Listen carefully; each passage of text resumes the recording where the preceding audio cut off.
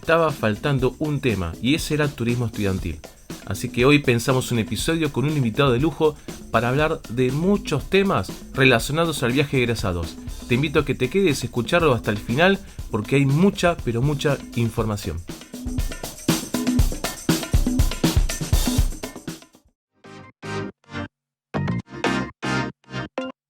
Bienvenidos a este podcast llamado Derecho y Turismo, un espacio donde todos los viernes compartimos mucha información de derecho, pero conversada de una manera clara y sencilla.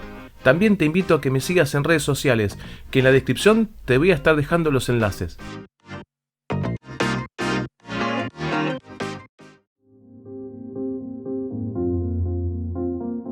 Hola, buenas. Acá estamos en otro episodio más y un tema que a mucha gente seguramente le interesa o le genera muchas dudas, que es turismo estudiantil.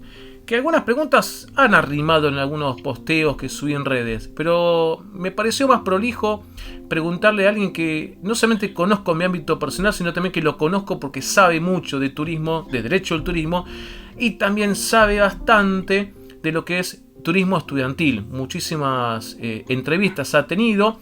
Lo pueden ubicar en Instagram fundamentalmente con su usuario Tips Viajeros o Viajero. ¿Cómo es, Santi? De paso los saludos. Santiago Aramburu nos habla.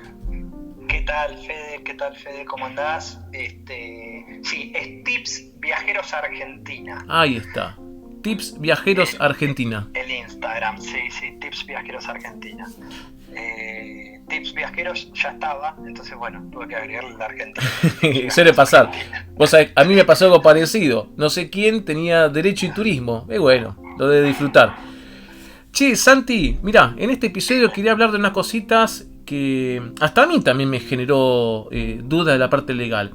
Con respecto a una resolución que se dictó el año pasado al Ministerio de Turismo, que es la resolución 498 de 2020. Y a mí me consta que la conocés porque has hablado de esto.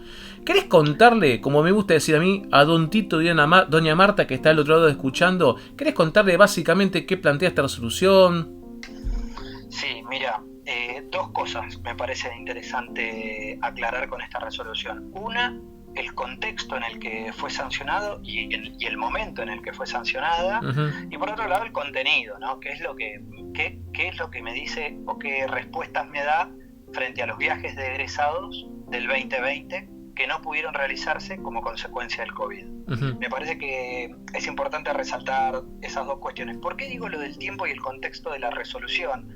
Porque la resolución es de noviembre del 2020. Sí, es verdad. Y recordemos que los viajes del 2020 de egresados comienzan, como todos los años, en el 2020, o deberían haber comenzado, en junio de cada año, hasta noviembre, diciembre de cada año, ¿no? Son ese semestre aproximadamente. Julio y agosto son los meses más fuertes, septiembre también. Uh-huh. Y después empieza a bajar hasta diciembre. Entonces es muy importante el momento en el que se da la resolución, porque la resolución se da en noviembre, que es cuando los viajes ya deberían haber terminado, ¿no? Sí. Es decir, y en un momento en el que los viajes ya fueron abonados en su totalidad.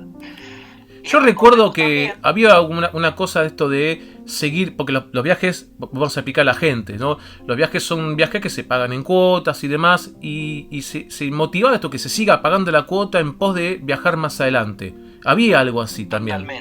Totalmente. Por eso marco lo de la fecha. Sí. Recordemos que la pandemia comienza en marzo del 2020. Exactamente. Con el aislamiento. Uh-huh. En junio, julio se deberían haber empezado a hacer los primeros viajes. Y efectivamente, por el aislamiento y la pandemia, no se realizaron y no se dio una respuesta inmediata. Entonces, como vos bien decís, son viajes que se pagan en cuota. Los viajes 2020 en general comenzaron a pagarse en el 2019. Es decir, cuando comenzó la pandemia y el aislamiento, ya la gran mayoría de los viajes del 2020 ya se habían empezado a pagar, pero no se habían terminado de pagar. Entonces, frente a esa realidad, se podría haber dado una respuesta, no digo en marzo o en abril, pero sí quizás más para junio, julio, cuando los viajes deberían de haber empezado. Sí. ¿Y una respuesta en qué sentido? Una respuesta que tenga que ver con eso mismo que vos dijiste, que son las cuotas pendientes de pago. ¿no? Entonces, en noviembre, cuando se da la resolución, la gran mayoría de los casos eran contratos que no se habían ejecutado por motivo de la pandemia y que ya se habían terminado de pagar. Y en general, durante todo el 2020 se siguieron pagando porque se seguían manteniendo las condiciones originales de contratación, muy discutidas en época de pandemia. Digo, ¿tengo que seguir o no con las condiciones originales en un contexto de no pandemia? Sí. Se siguieron con esas mismas condiciones, y esas mismas condiciones establecen que si un viaje no se paga durante 2 cuotas consecutivas, claro, el contrato cae y se pierde todo lo que uno ya pagó. Y aplican las penalidades. Exactamente. Entonces, me parece que el momento de la resolución es una cuestión a destacar, sí, y a no pasar desapercibida. Punto número 1. Sí. Y punto número 2, y más yendo puntualmente a la pregunta, es ¿qué es lo que dice la resolución? Y ahí básicamente da 2 alternativas y dice, está la posibilidad de reprogramar desde el momento del levantamiento del aislamiento, es decir, ya viajando en este año, en el 2021, en algún momento debería la agencia de viajes proponerle al grupo 2 fechas tentativas de viajes para reprogramar. Y en su defecto, en caso de no querer reprogramar, se devuelve el dinero, pero no se devuelve todo el dinero, sino que se devuelve con una retención por parte de la agencia de viajes, que la resolución dice que es hasta un 25%, que en la realidad, en el día a día, es efectivamente, te devuelve el 75% de lo abonado, ¿no? Sí. No conozco ningún caso de alguien al que le hayan devuelto más del 75%, con lo cual ese hasta 25% en realidad es un 25% lo que te retiene. Vos sabés que en redes a veces... Estas 2 opciones de solución, digamos, ¿no? Santi, vos sabés que en redes a veces la gente te cuenta cosas y no es mi idea ni tampoco mi intención creerles o dejarle de creer, pero bueno, uno toma con esa liviandad. Pero 2 personas me comentaron que le habrían, viste, con mucho potencial en el medio, le habrían dicho que le devolverían el 90%, no el 75%, sino el 90%, porque casualmente sus hijos, los que viajan, eran 2 consultas aparte, sus hijos estaban en situación de riesgo para lo que era el presente todavía, que seguimos conviviendo con el COVID. Ahora, que después capaz que de la charla se materialice, y ahí habría que verlo. La mayoría de la gente contó lo que vos estás contando, que le quiere devolver el 75%. Sí, lo que yo digo es la regla, después siempre hay excepciones, es cierto. Sí. Y recordad que también en las condiciones originales de contratación, cuando un viaje no se puede realizar y se avisa con tiempo, y el motivo por el cual no se realiza es por una cuestión de salud, ahí sí la agencia retiene solamente el 10%. Eso está establecido en las condiciones originales de contratación. Entonces, si se puede probar efectivamente alguna cuestión de salud por parte del estudiante, aunque quiera hacerlo, no lo puede hacer justamente por este motivo, las condiciones originales del contrato estipulan eso, así que es muy probable que eso haya sucedido. Sí, Santi, yo acá no te quiero complicar ni hacerte una pregunta larga, pero sí que aprovecho esta charla que tenemos para compartirte. Hace un tiempo escribí algo y no me acuerdo si salió publicado en el suplemento del Dial, en Derecho del Turismo, pero escribí algo respecto de esta resolución donde hacía una interpretación y entendía que uno puede comprender la situación que viven las agencias de viajes, pero una resolución de una escala jerárquica inferior con respecto a una ley, que acá hablamos de ley de defensa del consumidor, traía ciertos ruidos jurídicos que una norma permita que se haga una retención del 25% cuando otra norma plantea, junto con el Código Civil, la situación de, bueno, cuando hay una cuestión de imposibilidad de cumplimiento, habría que devolver el todo. Por supuesto que estas líneas que comparto con vos no van al punto, digamos, social o económico del presente de las agencias de viaje, porque está claro que es durísimo. Voy a lo que es meramente jurídico, que quizás, ¿a qué quiero ir? Que quizás se tuvo que haber estructurado mejor la resolución y pensarla desde otro ángulo, porque vamos a ver qué es lo que pasa. Digo vamos a ver porque no sabemos todavía. Vamos a ver qué pasa cuando alguno diga no estoy de acuerdo con esto, planteo un reclamo judicial, vamos a ver qué dice un juez. Pero vos, ¿te pasó esto, este ruido del 25%? Sumado también que hay una cuota cero en el medio, que creo que contaste algo de esto, una nota, con Clarín fue, ¿no? Sí. Eso lo mencioné en varias oportunidades. Y la verdad, Fede, es que es cierto lo que decís y es discutible. No sé, no hay ningún juez que se haya expedido sobre el fondo de la cuestión, sí. Y no tenemos una sentencia definitiva en este sentido, al menos por ahora. Menos por ahora. Así que sí, es un tema para prestarle atención desde el punto de vista jurídico, sin duda. Y yo te planteo dos cuestiones más. Una es, recordemos que esta es una resolución del Ministerio de Turismo y Deporte. Exacto. El Ministerio de Turismo y Deporte es la autoridad de aplicación del turismo estudiantil y de los viajes de egresados, uh-huh, y de las agencias de viajes. Pero también es cierto que el Ministerio regula a las agencias y regula no todos los servicios que realiza la agencia, ¿no? Exacto. Sino que regula los servicios básicos. Entonces acá también es cierto que se está metiendo con el total del valor del contrato. Y en realidad lo que regula también el Ministerio de Turismo como autoridad de aplicación es el contrato de los servicios básicos. Y acá también se está metiendo con el valor total de lo abonado. Entonces, también digo, para plantear otra duda, ¿no? ¿Está bien la competencia del Ministerio en aquellos servicios que no son sobre los cuales tiene competencia? Totalmente, ¿no? Coincido. Eso también es otra cuestión a resolver, porque también está la esfera de defensa del consumidor para todos los otros servicios. Exacto. E inclusive la ley de estudiantil hace referencia a que la ley de defensa del consumidor también tiene competencia para todo el vínculo contractual entre el colegio, los padres y la agencia. Te abro un paréntesis a tu comentario. Te abro un paréntesis a tu comentario ahí.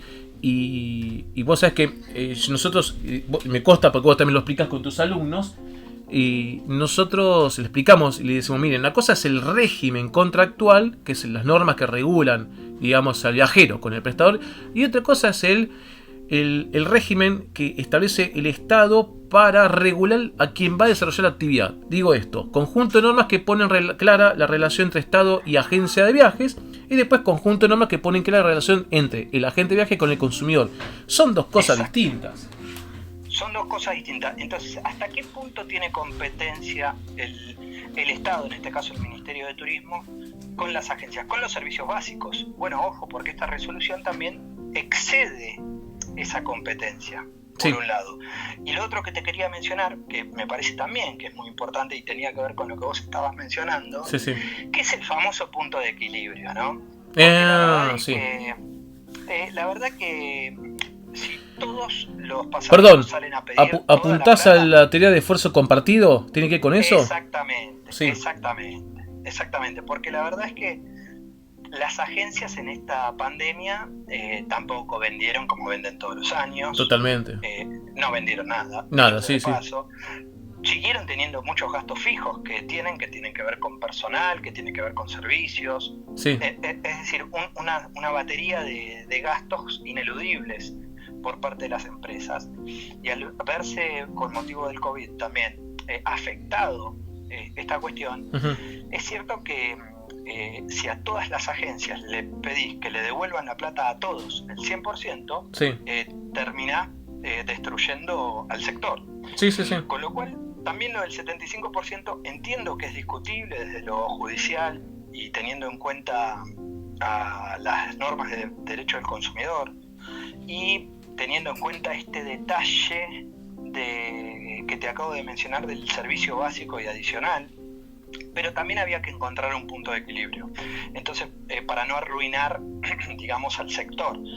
Eso por un lado. Y por otro lado, frente a este escenario que estamos describiendo, sí. es que cobra suma importancia el fondo fiduciario, ¿no? Uno lo mira con otros ojos, lo mira como un verdadero salvavidas, ¿no? Frente a esta situación, tanto para padres, consumidores y estudiantes, como para las propias agencias, ¿no? Uh-huh. Que a la hora de reprogramar y tener que brindar un servicio en el 2021 que abonó y cobró en el 2020, o que más aún comenzó a cobrar en el 2019, sí. Por ahí, ¿quién cubre el costo de ese valor que hoy ya no es el mismo? Se lo vuelve a cobrar al padre, al estudiante, lo cubre él. Bueno, acá el fondo fiduciario también podría haber tenido una función interesante. Entiendo que habría que haber modificado el objeto del contrato de fideicomiso, alimentado por el cobro de la cuota cero. Aparte, bueno, adaptado... Se modificaron muchas cosas durante la pandemia. Digamos, el Estado hoy contrata de una manera distinta a como contrataba antes por motivo del COVID.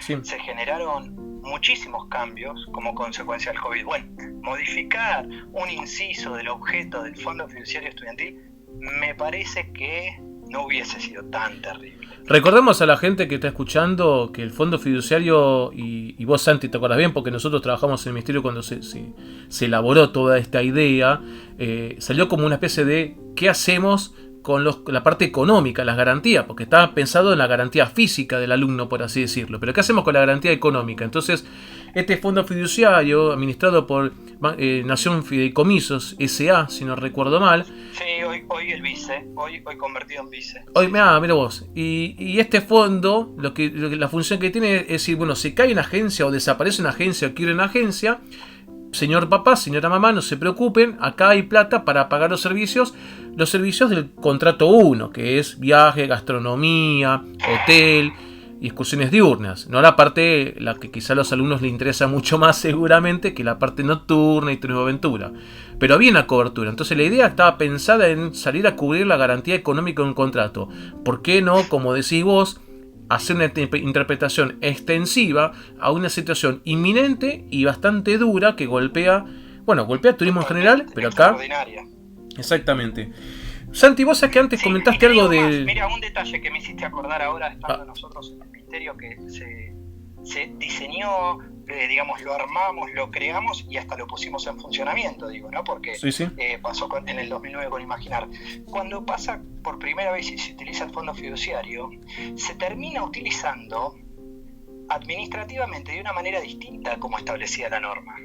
Porque se termina dando el fondo fiduciario a un tercero, que era una agencia de viajes que ya existía, uh-huh, que era la que se hacía cargo de los estudiantes que no iban a poder viajar con esa agencia que, uh-huh, había caído, ¿no? Exacto. Entonces eso en el procedimiento administrativo no estaba establecido, pero se determinó que era lo mejor porque era lo más expeditivo y más práctico, con, uh-huh, lo cual mira cómo el propio fondo en su primera vez que se utilizó, sí, también hubo que readaptarlo sobre la marcha, se ayornó, para poder dar una mejor respuesta. Imagínate si ahora, COVID mediante, no iba a poder hacerse. Sí.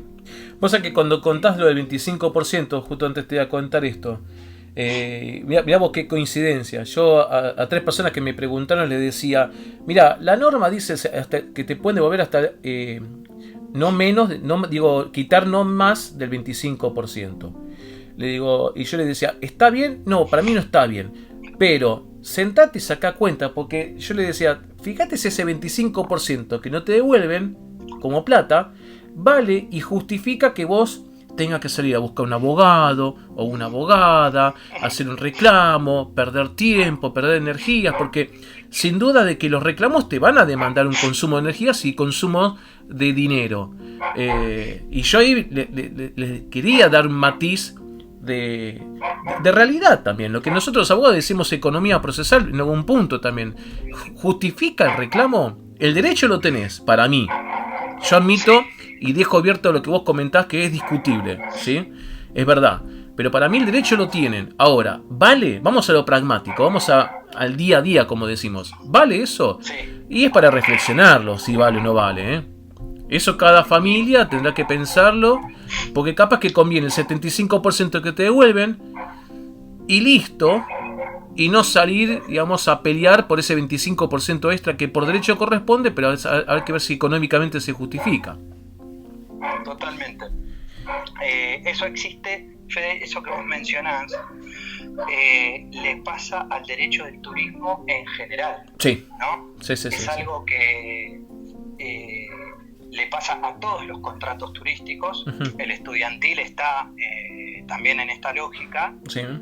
Y por eso digo que hay muy pocos casos en la justicia de antecedentes de derecho del turismo. Uno de los motivos por los cuales hay tan pocos antecedentes tiene que ver con esto que vos estás diciendo. Por eso vas a tener un rol preponderante, un rol muy importante, sí. Las vías administrativas, porque justamente en los contratos de poca cuantía, como se lo llama, uh-huh, no suele valer la pena acudir a la justicia por esos montos. Entonces termina como uno sometiéndose a la voluntad de alguna de las partes, porque no te queda otra. Porque ¿qué ibas a hacer? Un reclamo por una diferencia de 20.000 pesos. Totalmente. Y bueno, sí, ya está, lo acepto. Entonces, por eso, justamente por tratarse de contratos de consumo de baja cuantía, es que la vía administrativa cobra un rol fundamental. Y este es uno de los casos. Aclaremos a la gente que cuando vos hablas de vía administrativa, que es el término correcto y el adecuado, Santi está hablando de lo que es reclamar ante un organismo, no ir a la justicia, porque en la justicia hay que ir con abogado o abogada sí o sí. Acá, que eso te quería preguntar para que si te animás a recordar a la gente, ¿dónde puede reclamar? Si tiene algún padre que no se llega a poner de acuerdo y agota, como digo yo, las instancias de negociación con la agencia de viajes. Supongamos que viene meses hablando. Quiero la devolución. Y la agencia no termina de darle una respuesta, o se la da, pero es insatisfactoria esa respuesta. Sí. Bueno, ahí hay dos vías fundamentalmente. Uh-huh. Por un lado está el Ministerio de Turismo, que es muy importante que presenten ahí la denuncia porque es la autoridad de aplicación. Entonces es muy importante que el Ministerio sepa cuánto están cumpliendo, dejando de cumplir las empresas, qué respuesta le están dando a los turistas. Es muy importante que ellos lo sepan, por eso digo, es una de las vías administrativas donde hay que hacer la denuncia. Hoy es una denuncia online, bastante sencilla de hacer, digamos, no es que hay que ir y presentar un papel en algún lado, uno lo puede hacer online desde una página, que es la página de turismo, te va llevando a hacer la denuncia. Sí, la gente ahí pone Ministerio de Turismo y Deportes en Google. El link, sí. Sí, le va a salir fácil el buscador. Sí, totalmente. Y después, bueno, está el ámbito de defensa del consumidor, ¿no? Uh-huh. Que encima tiene oficinas por todo el país. Exactamente, y también hoy las denuncias en esa esfera se realizan de manera virtual y tienen una ventaja interesante, que en el medio del contexto de la pandemia, a través de una resolución, habilitaron la posibilidad de tener audiencias mediante Zoom, ¿no? Audiencias virtuales. Vos has tenido audiencia, ¿no? Sí, todo el tiempo, prácticamente todos los días tengo audiencias virtuales, ya sean defensa del consumidor o mediante mediaciones, ¿no? Pero bueno, digo, las vías administrativas son esas dos, fundamentalmente en lo que hace a turismo estudiantil y viajes de egresados. Vos sabés que siempre piensa que sea abogado, vos también sos abogado, piensa que sea abogado, a la gente le digo, miren que en estas instancias no hace falta que vayan con abogado, pero al tratarse de temas específicos, le digo a la gente, no dejen de lado la posibilidad de consultar a alguien, porque nunca está de más esa cuestión de decir, bueno, a ver, ¿cómo me armo en argumentos sólidos para darle un formato más verídico, ¿sí? a mi pelea, en este caso a mi reclamo. ¿A vos, Santi, te han consultado además, por turismo estudiantil? Sí, ¿te pueden consultar? Todo el tiempo, sí, muchísimas consultas tengo, sobre todo por Instagram, que es esta vía que vos mencionabas, sí, a través de Tips Viajeros Argentina. tengo muchísimas consultas, a veces tardo un par de días en contestar, pero termino contestando todo. Ujú. Y la vía administrativa, es cierto, no se requiere una representación legal. Uno puede ir por las derecho suyas. propio. Sí. Sí. El tema es que también es cierto que cuando llegás a esa instancia y ves que del otro lado no está la agencia, sino que está el abogado de la agencia, decís, bueno, ya empecé 1-0 abajo, a ver, ¿qué me está diciendo? ¿No? Sí, aparte... ¿Está bien lo que me está diciendo? ¿No está bien? Y da la sensación, sobre todo al estar acompañando a un consumidor, Sí.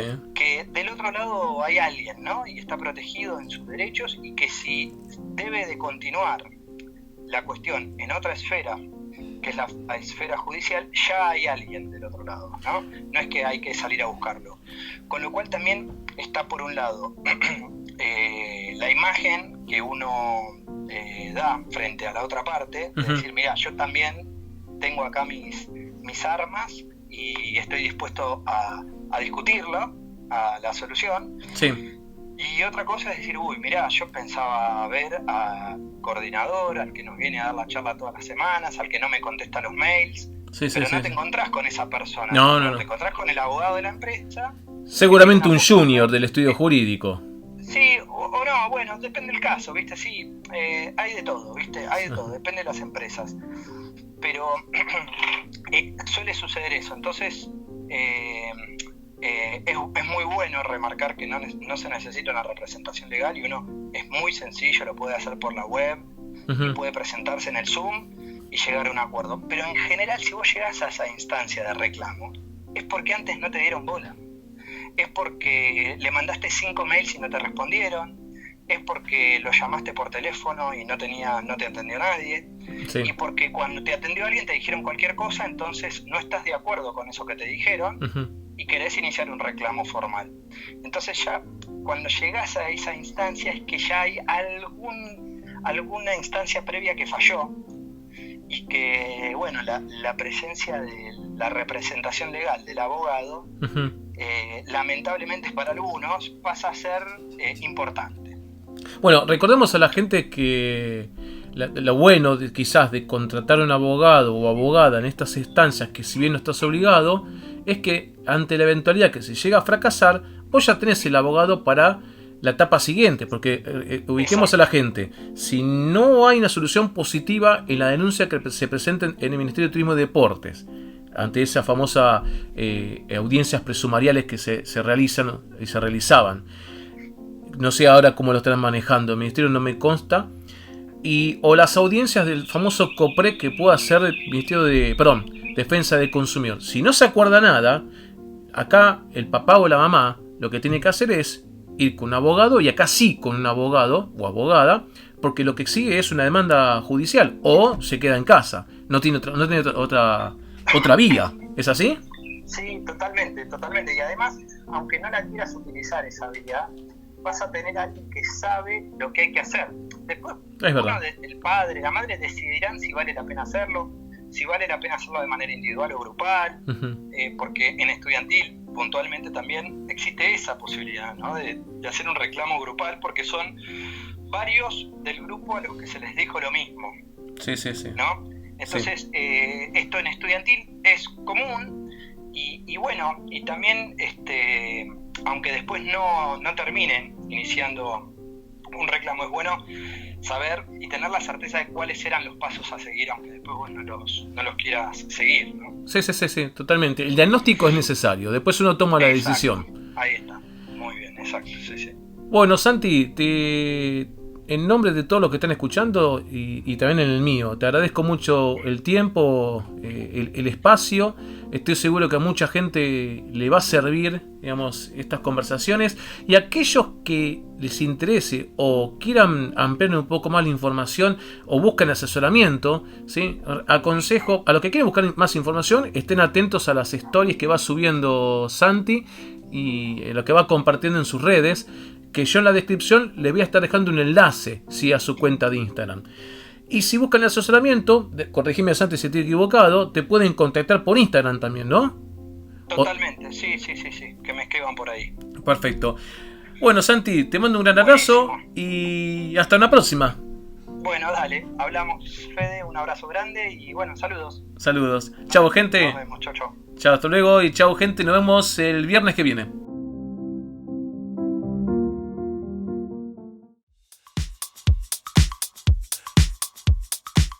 Y bien, esto ha sido todo por hoy. Muchas gracias por quedarse y acompañarme. No dejen de apoyarme siguiéndome en redes sociales. Recuerde que en la descripción están los enlaces. Nos encontramos el viernes próximo con más información. Hasta luego.